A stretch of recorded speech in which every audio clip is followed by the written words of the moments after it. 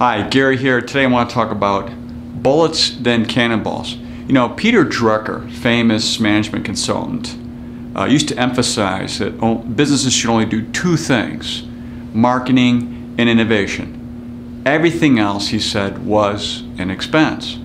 Now that's curious. So here you are out there with your business, and he's basically saying spend 50% of your time really focused on marketing. So this is a whole company marketing, just not the marketing department. And I think that's the first thing to take away from what Peter Drucker is saying. Now, we look at marketing kind of as analogous to the Greek Parthenon, you know, that great edifice that sits up there with all those columns, you know, the top of it is gone. So think of those columns as all your marketing initiatives, and you're out there trying to figure out what's working.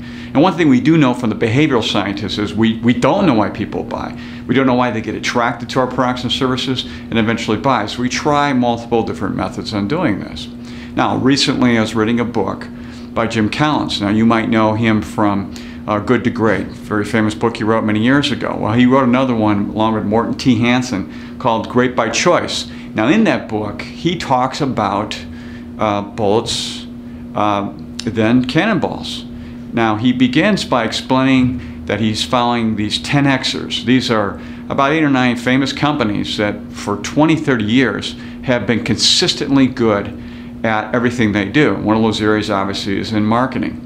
And they do this by certain methodologies, bullets, then cannonballs. Now, this analogy has to do with gunpowder to money. So if you think of, you know, firing off a cannonball first, you have to use a lot of money, a lot of capital to try to hit a target.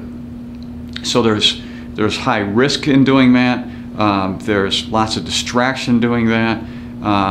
You have no empirical evidence right away. So what he says, instead of doing that, fire off a bullet. So what does a bullet do? Well, you fire at the target, probably miss it, and then you adjust. So you're failing quick, you're failing often by getting right to that target that you want to get to. Once you're on the target, then take that money, put it into a cannonball, and fire for the target. Now, we used to say in the military with an artillery battery, once we had the target in our sights, it says fire for effect. So really put all that money in place. So why would you do it that way? Well, basically these 10Xers have found that by keeping this low risk, getting empirical information coming back, and then having a low amount of capital in there, it also is a low distraction to the company. So once you fire for effect with this big cannonball, you have all those things in place to be successful at attracting more customers, clients to your firm. I think it's a great analogy. Anytime you try anything else, it's really just slowly kind of targeting into that. I think it's a great way to approach any of the marketing that you might be doing out there. Along with Peter Drucker is saying, it's 50% of what you do, so why don't you go about doing it the right way and have a really positive effect on doing that. So if you'll sign up for our blog, we'll send you a free copy of Great by Choice. Well, until next time, enjoy.